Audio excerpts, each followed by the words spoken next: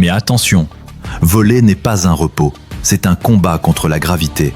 Le docteur Miles Monroe insistait sur le fait que le potentiel demande une discipline de fer. Un aigle qui vole doit affronter des courants contraires que les poules au sol ne connaîtront jamais.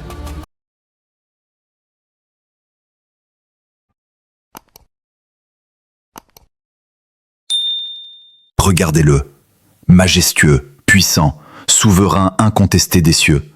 L'aigle incarne la liberté pure, la force brute et une vision si perçante qu'elle semble dominer le temps et l'espace. C'est le symbole de ce que nous aspirons tous à être, grandiose, sans limite et maître de notre propre destinée. Chaque plume, chaque battement d'aile murmure une promesse, celle d'un potentiel illimité, d'une capacité naturelle à s'élever au-dessus des tempêtes pour conquérir l'horizon. L'aigle ne demande pas la permission d'exister, il impose sa présence au monde. Il est conçu pour l'immensité. Mais que se passe-t-il lorsque cette puissance est contenue? Que devient le roi des cieux quand son monde se réduit à quelques barreaux? Imaginez maintenant cet être magnifique enfermé. Les barreaux d'une cage ne sont pas seulement un obstacle physique, ils sont une sentence de mort pour son identité. D'abord, il perd son royaume. L'aigle est né pour les distances infinies, mais en cage, son horizon se réduit à des murs froids. Sa vision légendaire n'a plus rien à scruter, elle s'éteint dans la proximité forcée. Ensuite, sa force s'atrophie. Ce corps athlétique, taillé pour la résistance des vents, s'affaiblit. Sans l'effort du vol, la puissance devient apathie. L'aigle perd sa dignité. Il ne choisit plus, il ne domine plus. Il devient l'ombre de lui-même, un prisonnier mélancolique dont la flamme intérieure s'étiole jour après jour. La cage ne retient pas seulement son corps, elle emprisonne son essence. Cette image est douloureuse, mais la véritable tragédie est ailleurs.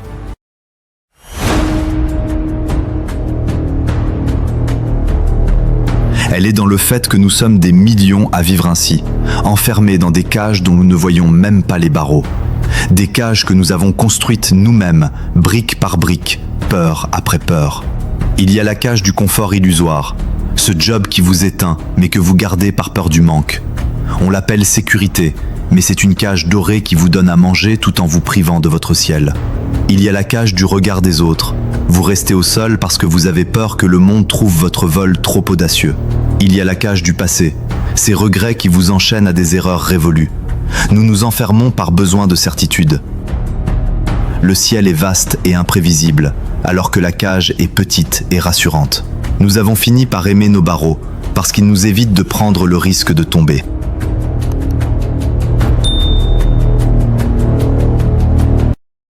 Avez-vous déjà observé un oiseau rester trop longtemps enfermé? Même quand on ouvre la porte, il reste dans son coin, tremblant. C'est ce qu'on appelle l'impuissance apprise. Pour beaucoup d'entre nous, la cage est devenue notre zone de confort. Nous critiquons les barreaux, nous nous plaignons de la petitesse de notre vie, mais au fond, ces barreaux nous protègent de la responsabilité de notre propre grandeur. Être en cage, c'est avoir une excuse. Je ne réussis pas parce qu'on ne me laisse pas faire. Mais une fois que vous sortez, vous n'avez plus d'excuses. Si vous échouez dans le ciel, c'est votre responsabilité. C'est cette peur de la liberté, plus que la peur de la prison, qui nous maintient immobiles. Nous avons appris à préférer une souffrance familière à un bonheur inconnu. Nous sommes devenus des experts en excuses, décorant en intérieur de nos prisons pour les rendre supportables, au lieu de tout risquer pour une seule seconde de vol pur.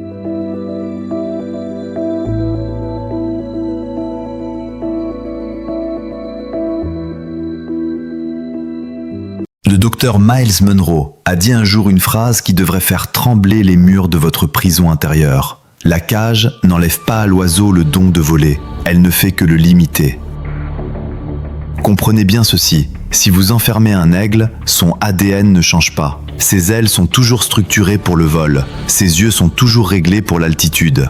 La cage ne peut pas changer sa nature, elle ne peut que restreindre son expression. C'est exactement votre situation, votre talent, votre génie, votre capacité à transformer des vies. Tout cela est toujours intact en vous.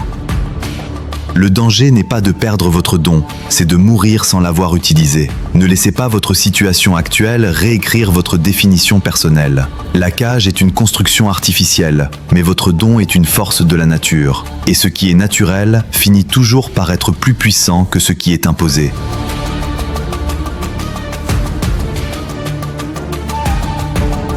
Mais comment sortir quand on a oublié comment faire ?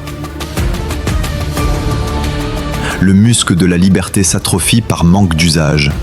Une fois que vous réalisez que la porte est ouverte, commence le processus de réapprentissage.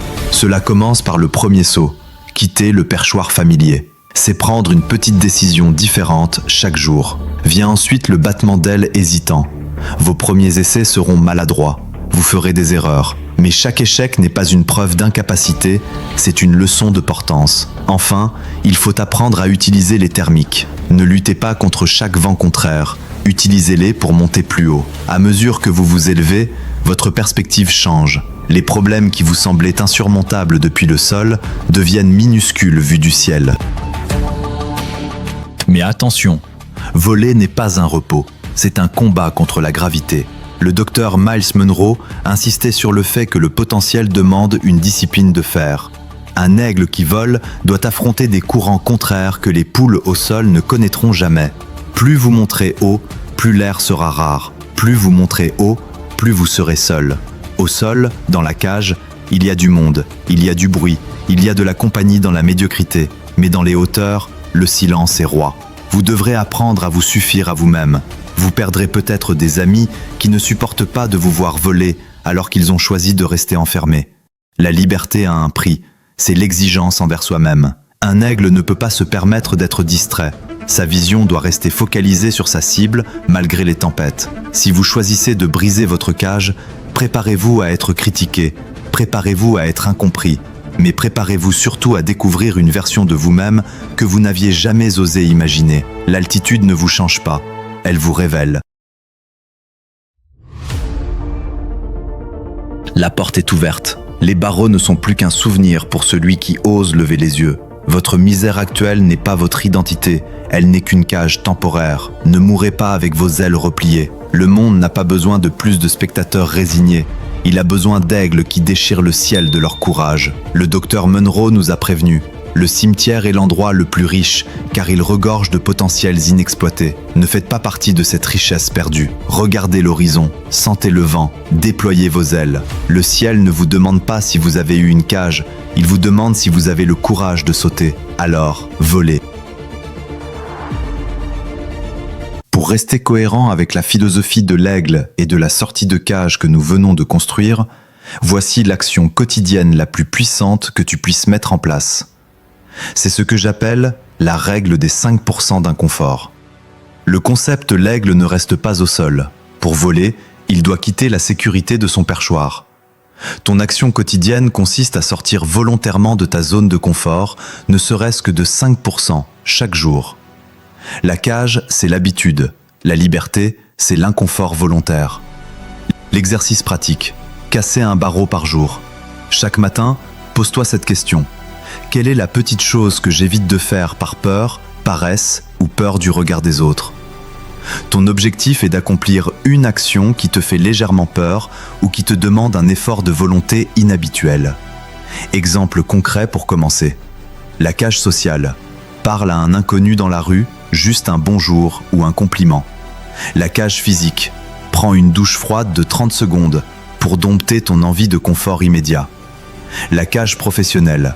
Envoie ce message ou passe cet appel que tu remets au lendemain depuis une semaine. La cage de l'ego. Excuse-toi sincèrement auprès de quelqu'un sans chercher à te justifier. La cage de la routine. Change ton itinéraire pour aller au travail ou lève-toi 30 minutes plus tôt pour travailler sur ton don, ton projet personnel. Pourquoi ça marche ? En faisant cela, tu envoies un signal puissant à ton cerveau. Je ne suis pas esclave de mes émotions ou de mon confort, c'est moi qui décide. Comme l'aigle qui muscle ses ailes, tu muscles ta capacité à être libre. Au bout de 30 jours, ces petites actions cumulées auront brisé les murs de ta prison invisible. Alors, quelle est ton action inconfortable pour aujourd'hui ? Si tu es arrivé jusqu'ici, commente « Je sors de ma cage ». et prends quelques secondes pour t'abonner et aimer.